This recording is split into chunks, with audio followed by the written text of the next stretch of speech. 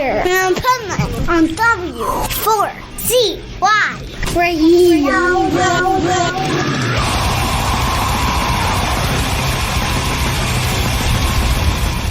This is the Pipeman here on the Adventures of Pipeman, W4CY Radio, and this is our Positively Pipeman segment. Well, our day for Positively Pipeman. This segment right now that we're about to talk about is from the pet health guru, who is definitely a guru when it comes to health of pets and humans too. And today we're going to talk about one of my least favorite things to happen to me, and that would be a parasite epidemic. That's scary. Tell us about that, Bill. Oh, in nature, there's parasites. We're made up of parasites, some good, some bad. Unfortunately, there is a lot of bad ones out there today. Our pets, of course, we're warned about it all the time. Take that poop sample in to the vet so they can check for parasites because it might be transmissible to people. But it's interesting that when you go to your doctor and you're talking about your pets, they never mention the transmittability to parasites for you to get them. Human doctors don't care about parasites, but to veterinarians, it's a selling point. It's another test that I can do every single time you walk in the door, and quite often they back them up with 2, 3, 4 times, and always comes up. Most of the time, comes up negative. And of course, in the internal parasites like that, roundworms, hookworms, tapeworms, heartworms, all of that sort of stuff, it's a rarity if the animal is in good shape. The body handles it itself. On roundworms especially, usually people don't even think about it until they see the worms coming out of the butt. And actually, at that point in time, the body is already killing them and getting rid of them. So that it's a natural mechanism that we have.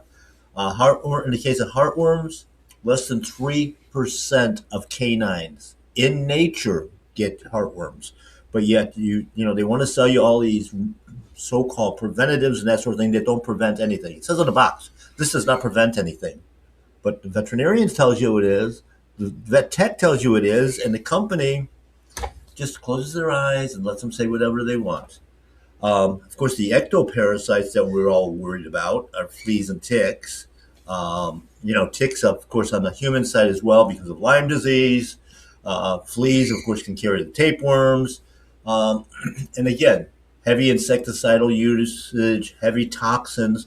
And actually, when we use these products, the interesting thing is we lower the immune system of that animal or of ourselves.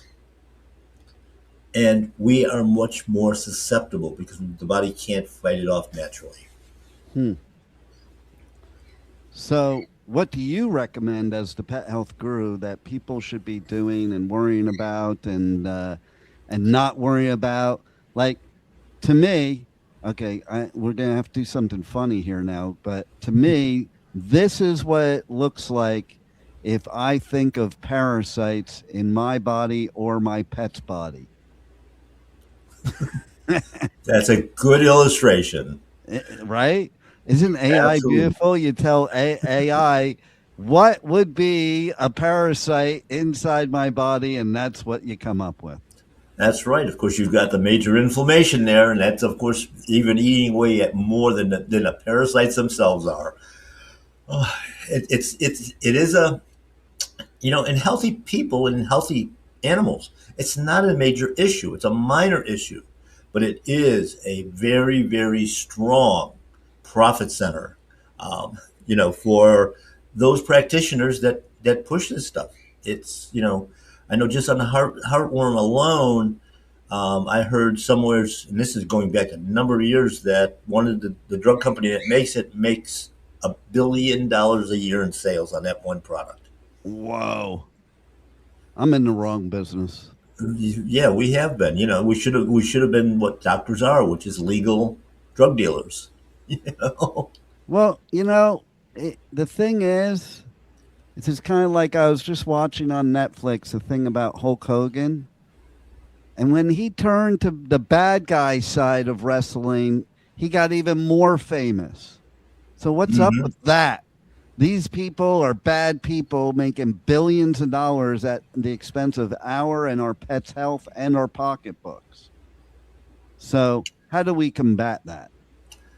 It's continuous education, education, and people have got to start to wake up.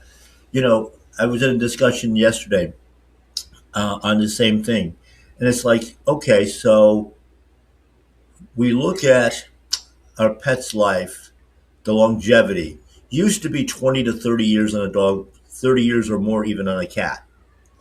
Now, with all this prevention, with all these treatments, you know, and in modern medicine, our dogs are living 8 to 10, our cats 12 years, 15 years old, and the doctors say this is a great thing. They're convinced that all that bad stuff that they're putting into the body is helpful. And if you know just basic physiology, man-made stuff doesn't work very well. It's not going to help the body. It's going to actually destroy it. And every single product that goes through FDA, every medication, vax, whatever it happens to be, all have the same warning label. It can cause 4 things at the top of the list. That's kidney disease, liver disease, seizures, and death. Even the simplest cough medicine. And yet, the professional is not reading the label. I mean, that blows my mind in the first place. And when the client asks the question, "Oh, there's nothing wrong with that. Don't worry about it. It's such small amounts," but that accumulates over years and years of your life. It also goes from grandmom to mom to babies. So we're building this up generationally, and it's amazing. Our bodies are still functioning. Our pets' bodies are still functioning. That's how much adaptation we've had to do. Wow.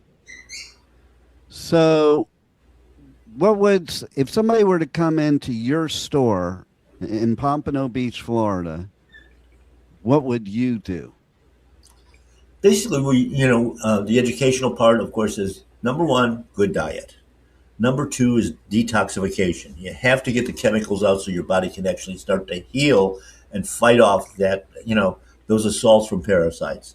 And then we can do certain things herbally, naturally, botanically, that will eliminate the parasites themselves and break that chain so we're not, it's not getting worse and being progressive. We're being proactive in preventing it by having that nutrition in the body so the body has the ability to fight itself. It's not about killing that parasite with an herb. It's about feeding the defenses of the animal or of ourselves so it can actually do it. So tell everybody how they do reach out to, find out where your store is, reach out to My Paleo Pet, check out your podcast, check out your live show, all that good stuff. Okay, well, of course, our website for the store is mypaleopet.com. We list almost all of our products on that site, so you can just conveniently order for pickups, deliveries, shipments, whatever you need to do. Very comprehensive list of items that's on there. Of course, I can be reached on social media, Facebook, Instagram, all those things, under Pet Health Guru, under My Paleo Pet, BioComplete, which is our manufacturing company. And we are in the process of moving the store as we're recording this, and just go on for the latest in updates, social media wise, listen to the show, and watch, sign up as a VIP, because if you sign up, you're going to get the newsletter, and that's going to tell you exactly where we are. And the physical move is only about a half a mile. So we're going to be in the same vicinity, which is good. It'll make it easier for clients to be able to find us. And we're going to be adding a bunch of new services to it as well. And tell us about the new services. Well, of course, we do the nutritional consultations now. But, in the past, we've done things like hair mineral testing and different things like along those lines. But we're going to have a educational center in there. So we'll be able to teach and have a location where we can have guests and lecturers, and we'll be increasing Zoom calls on products, procedures, stuff of that nature. And of course, our focus is going to be a lot on detox, because if we don't detoxify the body, we don't have a chance. And here's some trivia for you to answer. How many pet owners have ever detoxed their pet? How many in total? That's impossible. Well, I don't know in total, but maybe percentage-wise. Let's talk about percentage-wise.